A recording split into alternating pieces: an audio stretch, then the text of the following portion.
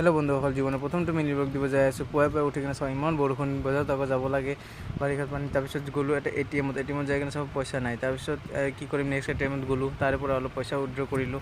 তাৰপিছত যাব লাগে বজাৰত যাই কিনে কিবা বস্তু কিনিব লাগে। চাওঁ ইমান ডাঙৰ লিষ্ট এটা মোৰ হাতত দি দিছে। তাৰপিছত কিবা এতিয়া দোকানত লিষ্টটো দি কেনে আহি গ'লোঁ মাছ বজাৰত এতিয়া লৈ যাব লাগে ঘৰৰ কাৰণে অলপ মাছ কিনিলোঁ।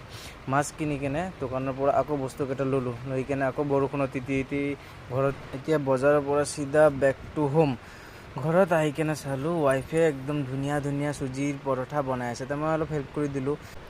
এতিয়া সময় হ'ল পৰঠা দি পেট পূজা কৰাৰ। চাব লাগিব না পৰঠাটো কেনে হ'ল। তাৰপিছত আজি লাঞ্চ কৰোঁতে 3:30 বাজি গ'ল, ইমান দেৰি হৈ গ'ল লাঞ্চ কৰোঁতে। তাৰপিছত আকৌ গধূলা আহিলোঁ হৰে কৃষ্ণ মন্দিৰত ৱাইফক লৈ কেনে। এতিয়া আহি কেনে মনটো ইমান ভাল লাগে। শেষত ৰাধা কৃষ্ণ দুয়োজনে এটা সেৱা জনাই প্ৰসাদ খাই ঘৰলৈ উভতি আহিলোঁ। ব্লগটো ভাল লাগিলে ছাবস্ক্ৰাইব কৰি